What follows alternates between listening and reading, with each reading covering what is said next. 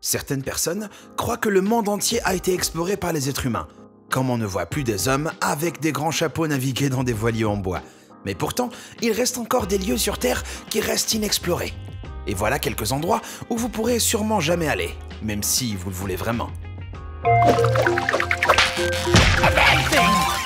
Numéro 10, la République sibérienne de Sakha. La République sibérienne de Sakha couvre environ 20% de la Russie. Une grande partie se trouve au-dessus du cercle polaire arctique, un endroit pas très accueillant, comme la température moyenne reste entre moins de 40 degrés Celsius et le point de congélation. La République de Sakha fait à peu près la taille de l'Inde. En raison des conditions extrêmes, elle reste largement inexplorée. La majeure partie de la région est couverte de pergélisol, qui est un sol gelé. Donc en fait, il fait si froid que le sol est gelé en permanence sans être de la glace. Il faut être fou pour aller l'explorer. Numéro 9, Vale do Javari, au Brésil. Voilà un endroit dans lequel aucun humain moderne a mis les pieds. En fait, il n'existe plus beaucoup de groupes isolés de gens dans le monde. Mais parmi ceux qui existent, 14 d'entre eux vivent à Vale do Javari, au Brésil. La région abrite environ 3000 peuples indigènes qui n'ont jamais vu de Pontiac aztèque, ni même de roue. Le gouvernement brésilien a rendu illégale l'entrée dans cette zone de la taille de l'Autriche et suit les habitants en les observant depuis les airs. Les tribus vivent de la même manière dont tous les humains ont vécu avant la révolution agricole et la naissance de la civilisation. La Fundação Nacional do Índio, ou Fondation nationale de l'Indien, a déclaré que la région a la plus grande concentration de groupes isolés en Amazonie et dans le monde. Numéro 8, la fosse des Mariannes. La fosse des Mariannes est le point océanique le plus profond au monde. C'est une faille de 2400 km de long, dans la croûte terrestre au fond du Pacifique, à l'est des Philippines. Le point le plus bas de la fosse est dans une zone de la tranchée appelée Challenger Deep et fait 10 994 mètres de profondeur. En gros, si vous laissiez tomber le mont Everest dans le Challenger Deep, le sommet serait encore à 1,6 km sous l'eau. Tout ce qui y vit, c'est les xénophyophores, des organismes unicellulaires étranges qui survivent en utilisant les minéraux de l'eau pour former un exosquelette, ce que les scientifiques n'ont pas encore confirmé. Mais ce qui est sûrement vrai, c'est que la fosse abrite d'énormes monstres marins que l'humanité devra un jour combattre avec des robots géants. Le président George W. Bush a fait de la tranchée un monument national officiel des États-Unis en 2009. Numéro 7, Jankar Pionezum.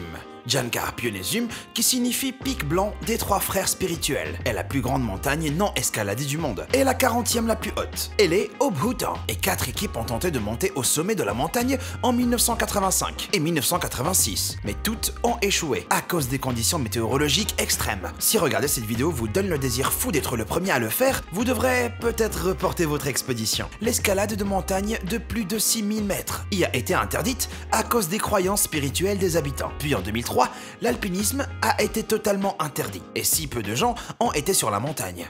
Sa géographie exacte est en fait très controversée et plusieurs pays l'ont cartographiée différemment. Donc, avant de pouvoir atteindre le sommet de la montagne, vous devrez d'abord faire face à un grand cauchemar bureaucratique et protester contre le gouvernement bhoutanais. Jankar Pionezum restera sûrement une montagne vierge. Numéro 6, les Star Mountains. Les Star Mountains sont une énorme chaîne de montagnes en Papouasie-Nouvelle-Guinée qui s'étend de la frontière avec l'Indonésie à la chaîne de Hindenburg. Des montagnes voisines au nom un peu moins cool.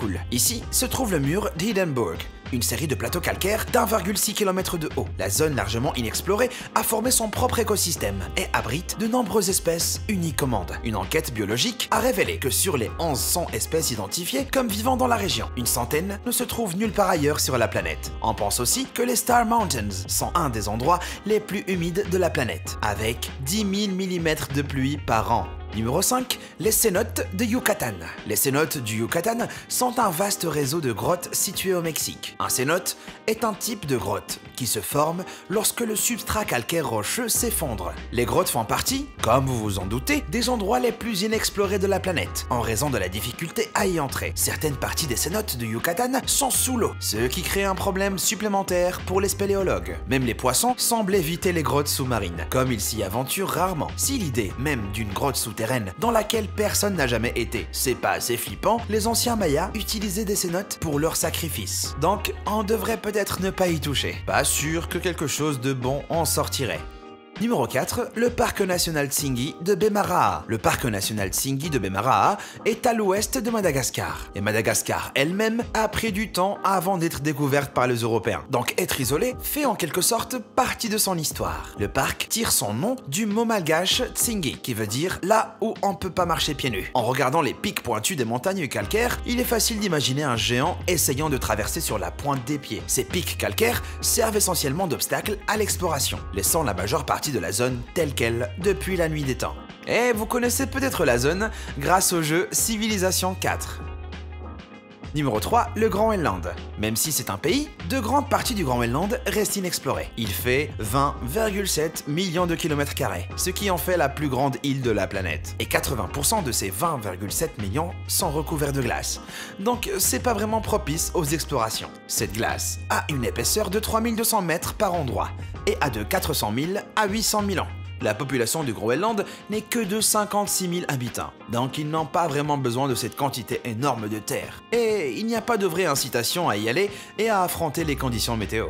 Numéro 2, le désert du Namib. Vous voudrez peut-être apporter au moins une bouteille d'eau si vous décidez d'aller explorer le désert de Namib, parce que la région, l'une des plus arides au monde, reçoit seulement 2 mm de pluie en moyenne chaque année. On pense que c'est le plus vieux désert du monde. La zone de 80 900 km² est presque totalement inhabitée à l'exception de quelques petits groupes indigènes. Le désert constitue une grande partie de la Namibie, ce qui est vraiment nul pour eux, parce qu'il n'a rien d'autre que du sable, et des plantes et animaux qui peuvent survivre avec la plus petite quantité d'eau imaginable. Numéro 1, l'île de North Sentinel. L'île de North Sentinel est en tête de liste, parce que de tous ces endroits, c'est celui que je déconseillerais le plus de visiter. Situé dans le golfe du Bengale, c'est la patrie des Sentinelles, une tribu qui rejette, parfois violemment, tout contact avec le monde extérieur. Comme les habitants de Vallée d'Ojavari, ils restent isolés du monde moderne, alors que l'île est techniquement sous la juridiction de l'Inde. Le gouvernement laisse l'île tranquille et respecte le désir apparent des sentinelles de rester isolés du monde. Le contact le plus récent qui ait été établi avec les sentinelles remonte à janvier 2006, quand 2 pêcheurs ont accidentellement dérivé trop près de l'île et ont tous les deux été tués par la tribu. Bien sûr, il y a plein d'endroits qui restent inexplorés, comme la majeure partie de l'Antarctique et le pôle Nord. Mais on trouve que ceux de cette vidéo sont les plus intéressants. Et maintenant que vous connaissez ces endroits, lequel vous voudriez vraiment visiter? Et vous en connaissez d'autres dans le monde, et vous irez mettre le pied sur le rivage de l'île de North Sentinel. Ou bien vous êtes trop flemmard? Dites-moi tout dans les commentaires. Et si la vidéo vous a plu, likez-la et abonnez-vous pour être au courant la prochaine fois qu'on en postera une nouvelle. Et merci d'avoir regardé. À bientôt.